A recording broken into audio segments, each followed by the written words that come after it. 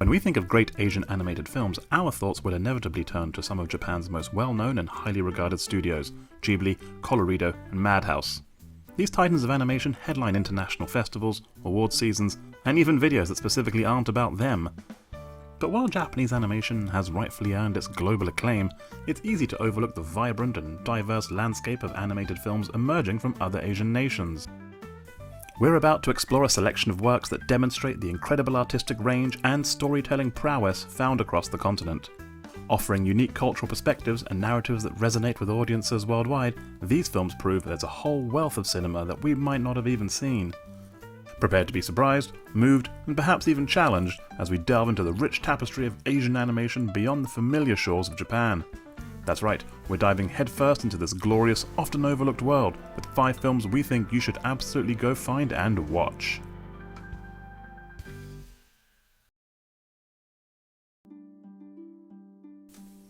We couldn't possibly start a list of Asian animated movies without bringing up the very first Asian animated movie, 1941's Princess Iron Fan.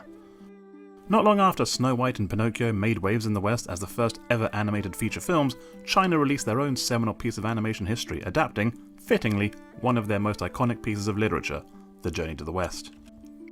In the film, which sees the Tang monk and his disciples travel to India to collect Buddhist scripts, their westward journey is halted at the foot of the very suitably named Fiery Mountain, perpetually engulfed in flames. The only item that can quell this inferno is a magical fan held by none other than Princess Iron Fan, because naming things is difficult. Beloved trickster monkey Sun Wukong goes off to fetch it, but finds his attempts blocked at every turn by the princess and her husband, the Bull Demon King, a former friend of the monkey. With plenty of shape-shifting shenanigans and Marx Brothers-style slapstick comedy, the movie takes full advantage of its medium. There's a fun blend of freeform animation with rotoscoping, the technique where you trace over live-action film frames, to give it both a crude realism and fantastical Looney Tunes-style silliness. Don't expect any surprises though, the film is a pretty spot-on translation of the story, and even keeps with the story's allegories, throwing in a little message at the beginning about how the film isn't really about fighting demons, it's about keeping faith and working together or something. You know, because I suppose kids can't have any fun. If you liked the rotoscoping of Princess Iron Fan, but wanted none of the goofy good times, then The Missing is the film for you. Missing focuses on young animator Eric, whose trauma, anxiety, and his inability to express any of it has left him mute and subsequently without a mouth. This makes it difficult to form bonds, especially with a fellow animator on whom he has a crush. Things get invariably worse, however, when he's asked to check in on his uncle by his mother, who he finds to be recently deceased. This brings up all manner of repressed memories, which manifest themselves as an alien fleet that abducts and experiments on Eric, the same ones he has been fighting his whole life. Pet project of director Carl Joseph Papa, the film uses its medium in a very different way, using popular science fiction tropes and a very rough animation style to express the weight of trauma Eric is going through. It's a film that's as poignant as it is not subtle, and one that really drives its points home. With designs to impact his audience, director Papa uses his tools well, allowing both the animation and the wild out there ideas to work in saying what his main character cannot. While the rotoscope style might not be to everyone's tastes, it provides a bit of a unique selling point and an uncanny valley-esque realism that brings both the fantastical and real-world elements together. The Missing might not be the most upbeat film on the list, but its serious subject matter and excellent blending of genres shows the Philippines can go toe-to-toe with the other countries on this list.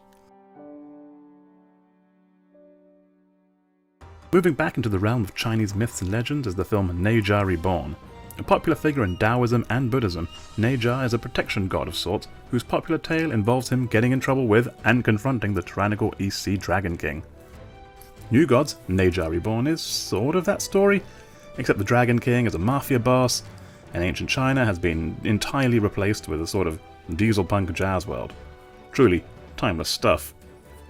In the film, Neja, currently reincarnated as a smuggler and motorcycle street racer named Li Yunxiang, finds himself in the middle of his 3 millennia long battle between himself, or his former self, and the dragons.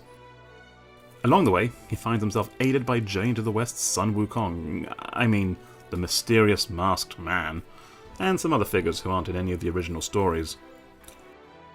While I could be talking about the Neja films that have dominated China's box office, and who knows, I might in a future video, those aren't the ones that first came to mind. This movie's unique take on 1920s Shanghai and distinct visual language lets it stand out above other, countless adaptations of the classic Chinese tales. There are plenty of little details that tie it to its mythological background that can be easily missed to anyone who isn't familiar. And while it might look like an extended cutscene from a Final Fantasy VII spin-off, it does contain multitudes.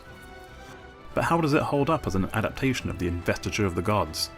I'm not sure, I haven't read it, but I'm sure there weren't as many motorcycles. The demilitarized zone between North and South Korea is an area of land people typically stay away from.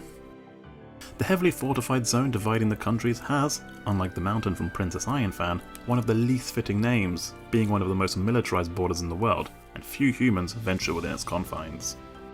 Not so for the heroes of the adorable South Korean comedy Underdog No Relation, who see the DMZ as a haven where humans can't get to them and where they can roam freely.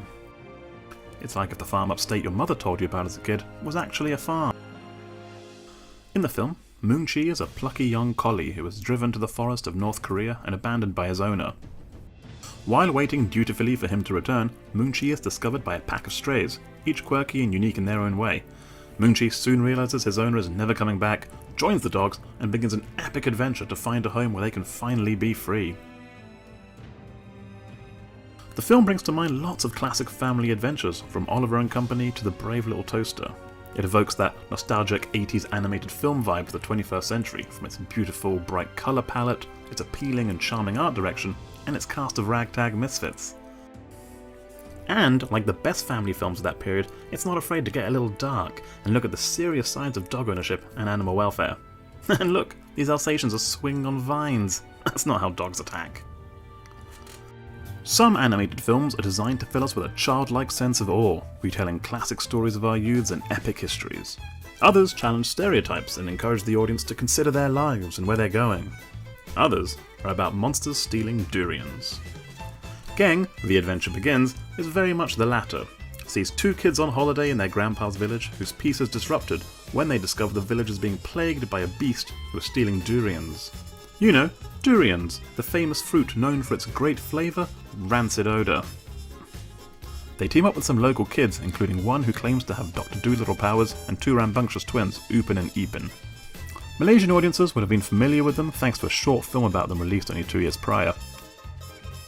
And, much like the Minions, an entire franchise seems to have sprung up out of it. Geng proudly waved the flag as Malaysia's first 3D animated feature, and at times it does kind of show.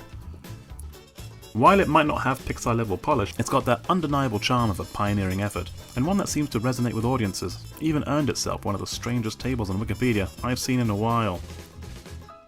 Compared to, say, The Missing, the film's stakes are about as low as you can get, but this allows the story to dive into the fun and comedic elements without feeling the need to be perfect.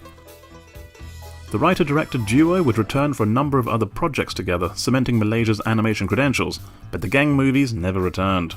The adventure did begin, but sadly was over way too quickly. And that's it! That was 5 great Asian animated films not released in Japan. There are literally countless others of historical or cultural note. I couldn't possibly put them all into one video. If you can think of any others you'd like to see featured, or if you have any favourites, please let us know in the comments below.